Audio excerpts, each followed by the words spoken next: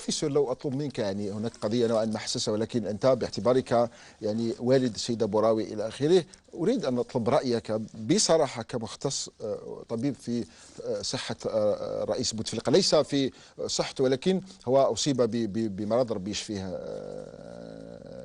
إن شاء الله، وقد نقل إلى الخارج. هل كان يمكن يعني التكفل برئيس بسرعة يعني هنا في الجزائر؟ يعني لما نتحدث عن علاقة لا لا شوف عفوا سياسي بالطبيب، يعني أنت أكيد تابعت الأمر، وأنت مختص في الحالة الأولى كان عنده يعني نزيف، مشكلة في المعدة ونتج عن نزيف، والثانية كان حادث آخر. تابعنا تصريحات طبيبه سيد بروفيسور مسعود زيتوني، قال بأنه كان عنده نزيف. السيد بوغربال يعني طبيبه في الحالة الثانية قال أنه كان عنده أكسيدون فاسكولار، يعني خفيف. هل تم أو ما قاله الأستاذين بوغربال وزيتوني كان صحيح؟ وكيف تحلل أنت الآن صحة الرئيس، وهل كان يمكن مثلا التكفل به بسرعة في الجزائر؟ شوف الأطباء الزوز هذوما اللي قالوا صحيح في وقت ما. نعم. كي قال البروفيسور زيتوني كنخدم معاه في زيتوني في عين ناجا، وكان شاف سيرفيس عين ناجا، جراح مشهور يعني. كي قال لك نزيف يعني ديو ان ألسير، سي فري. علاش؟ باسكو l'ulcère قاس لارتير. سي با اون كيستيون دو ألسير اون ناب، سي كو الكراتير كان قريب للشرايين، تحلت الشرايين، غلقوا الشرايين. ولكن كي تغلق الشرايين قادر يديروها في عين ناجا، قادر يديرها زيتوني في عين ناجا. علاش ما دارش في عين ناجا؟ تم العلاقه مع السياسي وطبيب وبزياده. اذا بوتفليقه خير يداوي في المستشفى خارج، يعني من حقه. هم يروحوا يعاودوا سنيهم في الخارج. علاش الرئيس؟ المشكل وين هو؟ المشكل جاء في لا كونفيونس انتر لو مالاد بوليتيك اي لو ميدسان. كون المالاد يقنعوا، الميدسان يقنع المالاد، ربما بوتفليقه كان يقبل يداوي هنا. زيد بزياده التربيه نتاعنا تاع الاطباء والممرضين ما عندهمش تربيه تاع المهنه. غدوه كون تجي عندي في السيرفيس يداويوك، العشيه تلقى الخبر تاعك عندك الزيمورويد. صحيح. يدخلوا حتى في يعني الامور الشخصيه، الامور الشخصيه ما عندناش الثقافه تاع اسكت. دونك كاين مشكل حتى في يروح للمستشفى نتاع سيفيل فرنسا، يعني المستشفى العسكريه عنده مهيلات اقفل فمك، وكانت ربما تربيه تكون هذه حتى في عين ناجا صرامه يعني. لا لو سكري بروفيسيونيل هذه ما زالت ما عندناش حتى في عين ناجا. ماذا قاله بوغربال؟ كان صحيح ايضا؟ بوغربال قال الحق. نعم. قال الحق بعد دخل في دوامه. قال الحق، قال سي ان اكسيدون فاسكولير، ان اكسيدون اسكيميك ترانزيتوار. واش معناتها وهذا ما حصل يعني؟ لا، واش معناتها اكسيدون اسكيميك ترانزيتوار؟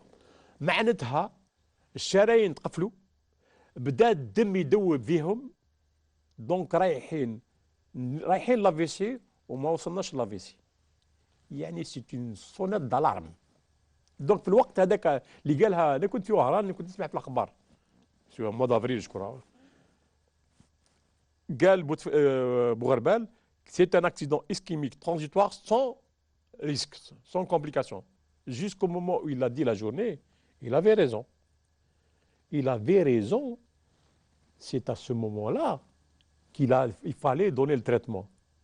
Je ne sais pas, moi je ne suis pas dans le secret de Dieu, mais c'est à ce moment-là qu'il va falloir faire la thrombokinase. كان يمكن يعني القيام به في الجزائر بسهولة، يعني بسرعة؟ ما عندناش الوحدات الشرايين في الجزائر. الوحدة الأولى اللي بدات تتنفس شو الماء في بليده، حتى في عين ناجا ما كانش. il faut une unité. يعني نقله إلى الخارج كان ضرورة. Non, كاين d'abord premièrement le geste premier. بعد نقلوا le geste premier, c'est de lui injecter le produit au niveau de l'artère pour faire fondre les cailloux. هذه les cardiologues داروها قبل les ils ont eu le courage, mais les neurologues n'ont pas avancé. يخافوا. درك عرفوها كحاجه سهله، بداوا يديروا فيها درك حتى في فرنسا.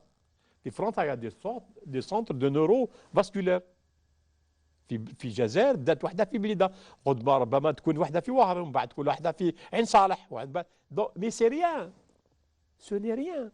C'est uniquement une confiance en soi, une maîtrise de la technique et un produit qui existe.